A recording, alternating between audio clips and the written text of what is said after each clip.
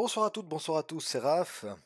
Nous sommes le 15 avril 2022, donc vendredi saint, avant le week-end pascal. C'est pour ça que je vous fais cette vidéo aujourd'hui, parce que les marchés financiers sont fermés, et puis ils seront fermés aussi lundi, hein. La plupart en tout cas des marchés financiers seront fermés lundi, donc profitez de votre week-end en famille, ou alors si vous avez un peu de temps, allez faire un petit tour sur les graphes, analysez vos graphes, c'est toujours très très utile, comme va encore une fois nous le prouver le Nasdaq cette semaine, hein. Alors, donc Nasdaq 4 heures, on ouvre sur cette bougie ici. Vous vous rappelez, on avait dit la semaine dernière qu'il fallait faire attention parce qu'on a fait une close 4 heures, daily et weekly, évidemment, puisque c'était le vendredi soir. On a fermé tout ça en dessous du pivot mensuel. Alors certes, la cassure, elle n'est pas énorme, hein, mais elle est là quand même. Ok. Qu'est-ce qu'on fait dans la nuit de dimanche à lundi? Eh bien, on vient retester ce pivot mensuel pour partir à la baisse. Donc la zone 2, eh bien, elle était verte, si vous vous souvenez lors de la dernière vidéo. Donc c'était un support, eh bien, ça devient une résistance puisqu'on la casse. D'accord? On la casse ici. Et puis, donc vous voyez, hein, ce qu'on disait, le Nasdaq, on était venu chercher déjà le pivot mensuel jeudi passé, donc il y a une semaine, ok. Et puis, on l'a finalement au deuxième passage, on l'a enfoncé. Donc toujours plus compliqué le deuxième passage. Même si on a eu un rebond, hein, ok, mais on l'a enfoncé par la suite. Donc ensuite, il se passe quoi? Eh bien ensuite, on vient chercher quoi? On vient chercher notre zone intermédiaire. Regardez comme elle fonctionne bien cette zone intermédiaire, hein, ok. Donc on n'a plus besoin de le rappeler, hein, il faut analyser ces graphes, d'accord? Et il faut le faire à l'avance. Il ne faut pas arriver et trader un peu au petit bonheur la chance, hein. Regardez, cette zone-là, d'accord, elle avait réagi ici, vous vous rappelez comment on l'avait tracé, hein, d'accord, il y avait toutes ces mèches, il y avait ces closes, il y avait ces open de bougies, etc. Et puis il y avait de mémoire le 61,8 du Fibo de la dernière, ça doit être ça, voilà. Ok, alors on n'est pas venu chercher, hein, on n'est pas venu chercher, mais ça reste des zones, hein. Et puis on peut très bien venir le chercher la semaine prochaine pour pourquoi pas rebondir. Mais on en était là, d'accord? Donc on rebondit ici, d'accord? Bougie mère, bougie fille, hop, cassure. On va chercher quoi? La zone 2. La zone 2 elle était devenue résistance puisqu'on l'avait cassée, d'accord? Violemment, on repart à la baisse. Cette zone, elle fait un nouveau support, d'accord? Une fois, deux fois, on repart. La zone 2, à nouveau résistance, etc. Donc on a fait du ping-pong entre notre zone 2 et notre zone intermédiaire. Attention, parce que ça fait une fois, deux fois, trois fois, c'est la quatrième fois quand même qu'on vient sur la zone intermédiaire. On fait une clause quasiment au plus bas de la semaine, hein, donc c'est jamais bon signe pour la semaine suivante, même si voilà, on a un week-end pascal, donc on a encore 3 jours à patienter. On peut avoir tout d'un coup une bonne nouvelle qui nous fait rebondir, hein, et ça c'est pas le problème. Mais cette zone ici, elle devient quand même fragile, hein, même si c'est une zone qui réagit. Si on la casse, attention, ça deviendra une résistance, hein, potentielle en tout cas. D'accord? Donc deux choses à regarder quand même pour la semaine prochaine. Euh, on en parlera un petit peu plus en détail, mais ici dessous, d'accord, là, il y a de la liquidité à venir chercher.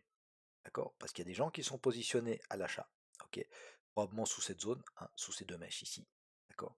Donc, il y a ici de la liquidité à venir chercher. Alors, on pourrait mêcher et repartir, ou alors carrément tout enfoncer et aller chercher les niveaux un peu plus bas, notamment cette mèche-là. Mais on en parlera tout à l'heure. Maintenant, on va s'intéresser hop, à ce qui s'est passé sur les plus grosses UT.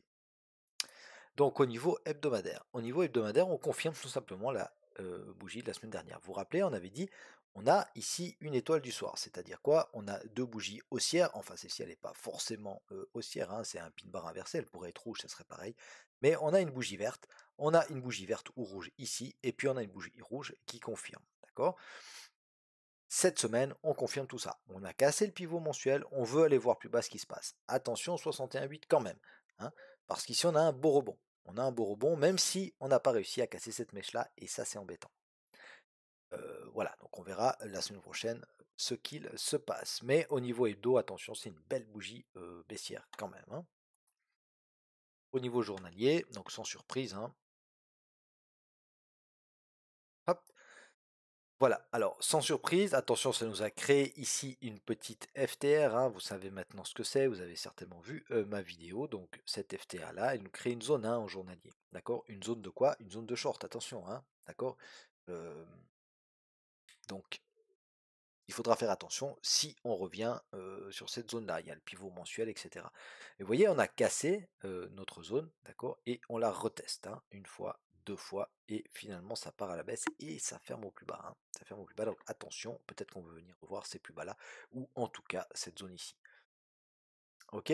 Donc ben, voilà, un journalier, c'est, voilà, ici une 2 3 4 donc on a quand même 3 bougies rouges, sur 4.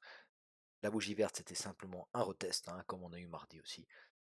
Donc voilà, bien, bien, bien baissier pour l'instant. En tout cas, la loi de dos, elle est clairement baissière en journalier, hein, malgré ce rebond-là. Puis en 4 heures, eh ben, si on regarde à la loi de dos, alors il y a une chose intéressante quand même, et qu'il faut noter, c'est qu'on avait, comme sur les autres indices, si vous avez regardé les autres vidéos, si c'est pas fait, je vous invite à aller faire. On a un canal baissier ici. Ok. Alors, moi je les dessine pas les canaux, hein, parce que bah, vous verrez qu'avec l'habitude vous les voyez. Mais c'est toujours intéressant et même si je m'en sers, alors je m'en sers visuellement, hein. Après, je vais pas acheter ici parce qu'on casse le canal à la hausse. Franchement, c'est du trading. Enfin, c'est du trading qui ne correspond pas. Voilà. Maintenant, ça me permet quoi? De tracer ce canal-là. Moi, ça me permet de me dire, bon, ici, on a un arrêt de la tendance baissière. D'accord?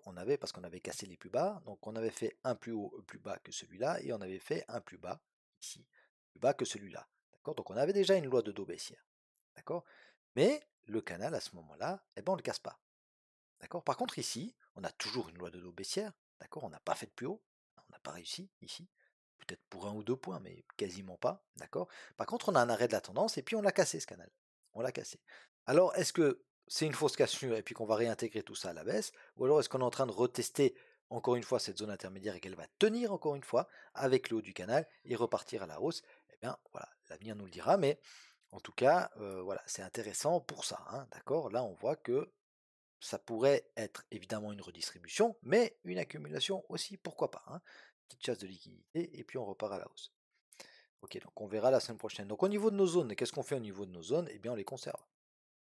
On les conserve parce que le price action nous indique que nos zones sont valables, d'accord, que nos zones sont pertinentes. Ok, donc on les surveille. Maintenant, notez ça quand même, hein, 13 463. Alors ça peut sembler super précis, évidemment que ça peut aller un peu plus bas, hein, mais on a le bas de cette mèche, on a le support 1 mensuel, le support 1 annuel, les 13 450, les 13 400, voilà, cette zone-là, je dirais même entre 13 350 et 13 450, on peut en faire aussi une zone intermédiaire qui peut être très très intéressante, d'accord? Parce que bah là, il y a du monde qui est rentré à l'achat. Elle est énorme cette bougie, hop, ok, elle fait 536 points, voilà à peu près, hein. Donc c'est une grosse grosse bougie et du coup, ça risque d'être défendu ce niveau ici. Ok? Donc attention à ça. La zone 3, évidemment qu'on la conserve, hein, c'est le bas, c'est les plus bas qu'il a fait, les plus bas de l'année, hein, c'était le 24 février et le 15 mars. Ok, ce double appui là. Moi, ça m'intéresse ici quand même, hein, à cause des 61,8, voilà, il y a quand même plusieurs éléments intéressants, mais si ça casse, surveillez cette zone-là. Ok, on va la noter comme ça, hop, on se fait une petite zone ici, assez précise, et puis on verra ce que ça donne la semaine prochaine. Voilà mes amis, eh bien j'espère que ces vidéos vous sont toujours utiles. N'hésitez pas à vous abonner à ma chaîne, à mettre un petit pouce bleu, ça fait plaisir, à partager mes analyses. Je vous souhaite à tous et à toutes un excellent week-end Pascal, des joyeuses fêtes de Pâques. Et puis on se retrouvera soit courant de la semaine prochaine, soit au pire le week-end prochain pour 3 nouvelles vidéos d'analyse. Merci, salut, bye bye.